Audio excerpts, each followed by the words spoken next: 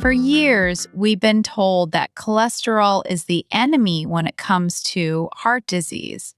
Cut out eggs, avoid shrimp, watch your saturated fat. But here's the thing, the research tells a very different story. What if the real driver of heart disease isn't the cholesterol on your plate at all? Welcome to Longevity Lab. I'm Claire. And I'm Robert. And Claire, I have to say, the way you opened that already has me a little nervous because I have been avoiding eggs for decades. My wife makes an omelet, and I'm like, no thanks. I'm protecting my heart. And you're telling me I've been doing that for nothing? Well, not for nothing. You've been very disciplined, Robert, and that discipline matters. But the science on dietary cholesterol has shifted dramatically. The 2015 dietary guidelines for Americans actually removed the previous limit on dietary cholesterol because research showed that for most people, the cholesterol you eat doesn't significantly impact your blood cholesterol levels. Wait. Let me get this straight. The government officially said, you know what? We were wrong about that. They didn't use the word wrong, but yes, essentially. The evidence evolved. Your liver produces about 80% of the cholesterol in your body. Dietary cholesterol has a relatively minor effect for most people. The real concern is something else entirely, and that's what we're going to explore today. Okay, I'm already leaning in. So if it's not the cholesterol we eat, what is actually driving heart disease? That is the billion-dollar question. And the answer that's emerged from the last 20 years of research points to something many people still haven't heard about: chronic inflammation. Inflammation, like when you sprain your ankle and it swells up? Great question. That's acute inflammation, which is your body's healthy response to injury. It's essential. But chronic low-grade inflammation, the kind you can't feel, is a completely different story. And that is what researchers now believe plays a central role in the development of heart disease. So my ankle swelling is good, but invisible inflammation inside my body is bad. Exactly right. And here's where it gets really interesting. There was a landmark study published in the New England Journal of Medicine in 2017 called the CANTOS trial. It tested a drug that specifically reduced inflammation without affecting cholesterol levels at all. And what they found was remarkable. Participants who received the anti-inflammatory drug had a 15% lower risk of heart attack, stroke, and cardiovascular death. 15% lower risk just from targeting inflammation, not cholesterol? Correct. And that was a game changer in cardiology because it showed that inflammation is not just a side effect of heart disease, it may actually be a driving cause.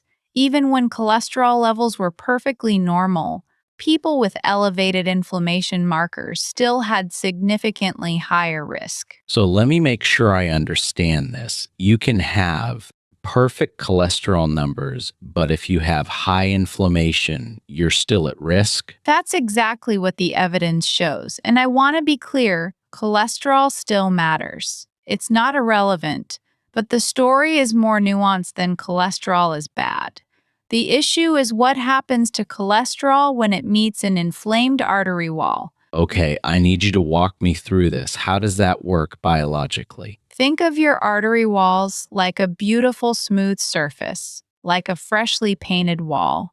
When that wall is healthy, cholesterol particles float right past it in your bloodstream without any problem. But when there's chronic inflammation in the artery wall, that smooth surface becomes sticky. It's like someone threw a bucket of glue on the wall. Now those cholesterol particles get trapped. They accumulate. And that's the beginning of plaque formation. So the cholesterol isn't the burglar. It's more like the guy who happens to be walking past the house when a window gets left open. That's a fantastic analogy. The inflammation is the open window. Without inflammation, cholesterol isn't really a problem.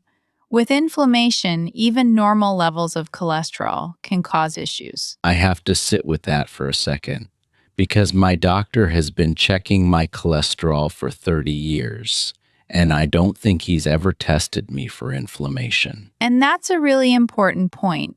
The standard lipid panel, total cholesterol LDL, HDL, triglycerides is still valuable, but there's a test called high sensitivity C reactive protein or HSCRP that measures inflammation levels.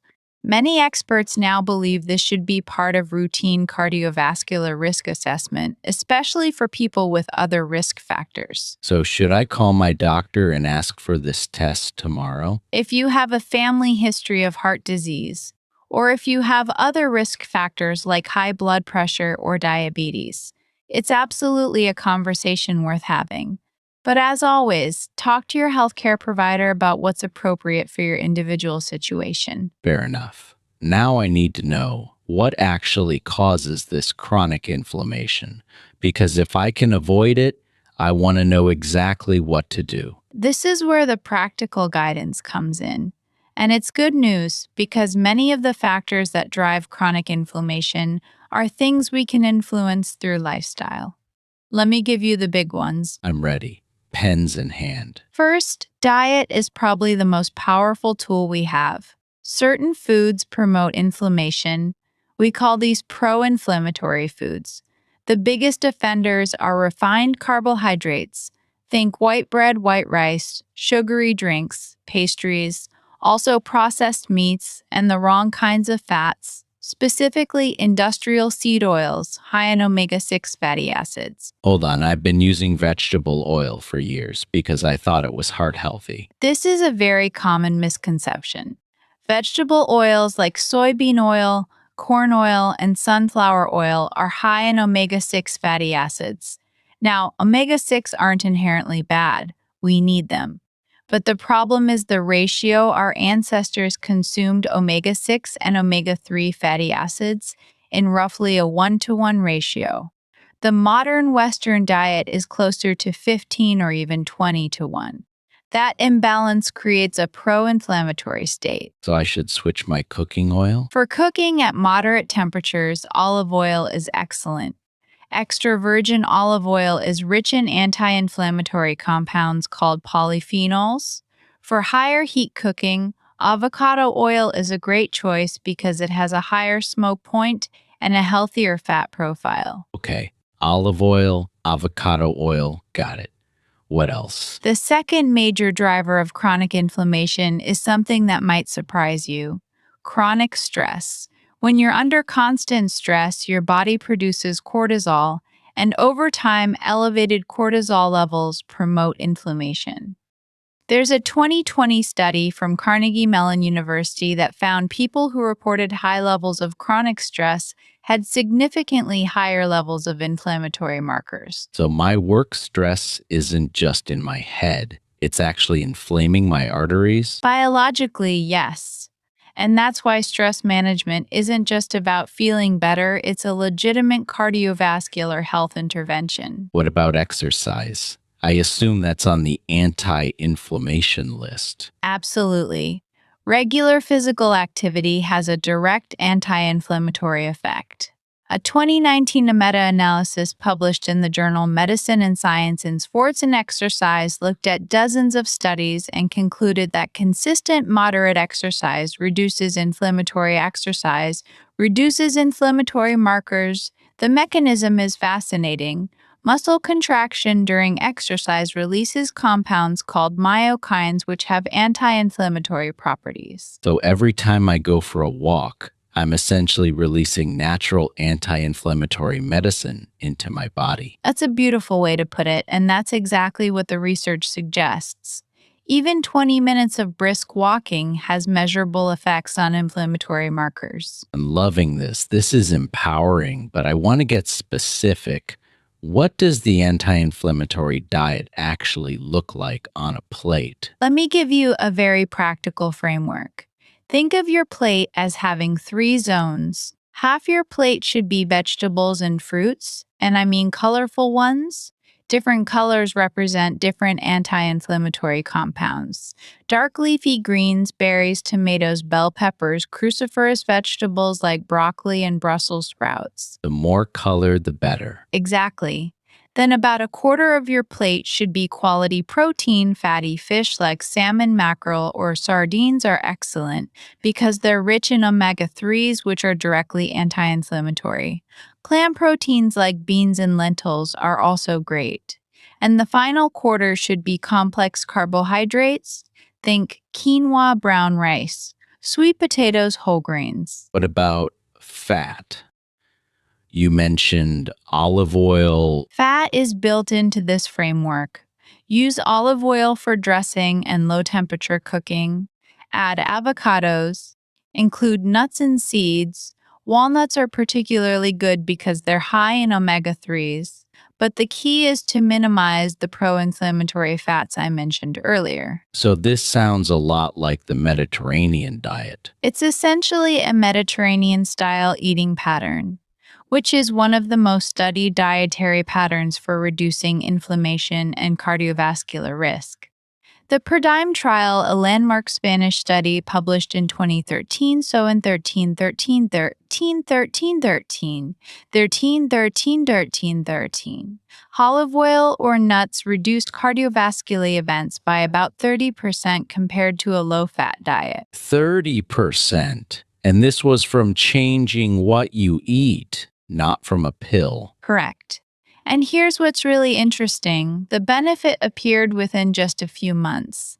The inflammatory markers started dropping quickly once participants adopted the diet. Okay, I'm sold. But I need to ask, what about supplements? Because I walk into a health food store and there are 1,000 products claiming to reduce inflammation. This is where the evidence and the wellness industry don't always align.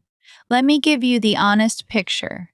The supplements with the strongest evidence for anti-inflammatory effects are omega-3 fish oil and curcumin, the active compound in turmeric.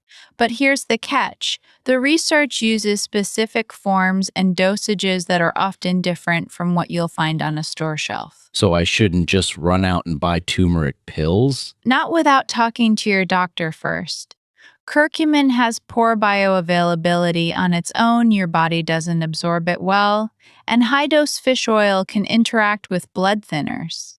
The general principle is get your anti-inflammatory compounds from food first, and consider supplements as a targeted intervention only under medical guidance. That's exactly the kind of honesty I need. I don't want the hype. I want what actually works. And that's the mission of this show. Now, let me give you another piece of research that I think really drives this home.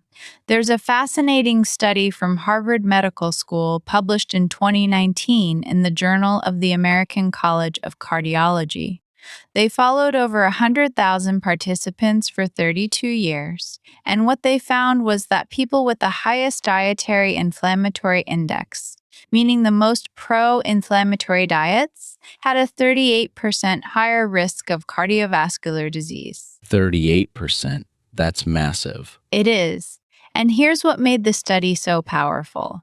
They controlled for every other variable they could think of: weight, exercise, smoking, socioeconomic status. The association between diet and inflammation-driven heart disease remained strong and independent. So you can be a non-smoker, normal weight, exercise regularly, but if your diet is pro-inflammatory, you're still at significantly higher risk. Exactly. And I think that's both sobering and empowering. Sobering because it shows how much the food we eat matters. Empowering because it means our food choices are a powerful lever we can pull to protect our cardiovascular health. I have to ask about one more thing: sleep. I've heard that poor sleep is linked to inflammation. You've heard correctly. The research on sleep and inflammation is very strong. A 2018 study from the University of Chicago found that even partial sleep deprivation, getting just 4 hours of sleep for several nights, caused significant increases in inflammatory markers, and chronic sleep restriction is associated with higher levels of C reactive protein. So if I'm skimping on sleep, I'm basically pouring gasoline on the inflammatory fire. That's exactly what you're doing. And again, this is something we can address. Sleep hygiene, consistent bedtimes, avoiding screens before bed, keeping your bedroom cool and dark, these are legitimate health interventions. Claire, I have to say, this episode is giving me a complete new framework for understanding heart disease. I thought I was protecting my heart by avoiding eggs and using vegetable oil, and I've been missing the real picture. You're not alone, Robert. Most people have been told the same message for decades. The shift toward understanding inflammation as a primary driver of heart disease is relatively recent in public health communications, but it's one of the most important developments in cardiovascular medicine in the last 20 years. Let me try to summarize what I've learned today, and you tell me if I've got it right. Please, go ahead. Number one, dietary cholesterol from foods like eggs is not the enemy for most people. My body makes most of its own cholesterol. Number two, the real driver is chronic inflammation, which makes artery walls sticky so cholesterol gets trapped and forms plaque. Number three, I can measure this with a blood test called HSCRP. Number four, the anti-inflammatory diet is essentially a Mediterranean diet. Lots of vegetables, fruits, whole grains, fatty fish, olive oil, and less sugar and processed foods. Number five, stress management and sleep are actual heart health interventions, not just nice to haves. You've got it perfectly. I would add one more thing, and that's the importance of consistency. The research shows that the anti inflammatory benefits accumulate over time. It's not about being perfect every single day, it's about making these choices the default most of the time. That's encouraging because I don't think I'll be perfect, but I can make the default choice better. And that's really the goal. Small, consistent changes compound into significant health benefits over time. So, what's your single best piece of advice for someone who wants to start today? If I had to give one actionable step, it would be this. Replace one pro inflammatory food in your diet with an anti inflammatory alternative and do it consistently for the next 30 days. Maybe that means swapping your breakfast cereal for oatmeal with berries, or replacing your afternoon soda with green tea, or using olive oil instead of vegetable oil for cooking. One change done consistently is more powerful than trying to overhaul everything at once. One change. I like that. I think I'm going to start with the oil swap. I'm going to clear out my vegetable oil and stock up on good olive oil and avocado oil. That's an excellent choice. And Robert, I have to say, your willingness to question what you've been told for decades is exactly the mindset that leads to better health outcomes. It takes courage to say, I might have been wrong about something I believed for 30 years. Well, I'd rather be right about my health than be stubborn about being wrong. And this episode has genuinely changed how I think about heart disease. I'm glad to hear that. And if you're listening and you've had similar realizations, we'd love to hear about them. What surprised you most in today's episode? What's one change you're going to make this week? And if you found this helpful, please subscribe to Longevity Lab. We release new episodes every single day, and every episode gives you one science-backed insight you can use to live a longer, healthier life. Today's rule: inflammation, not just cholesterol, is the hidden driver of heart disease. Your diet, stress levels, sleep, and exercise are powerful tools to manage it. One change, consistently applied, can make a real difference. Thanks for listening, and we'll see you in the next episode. Until next time, stay curious.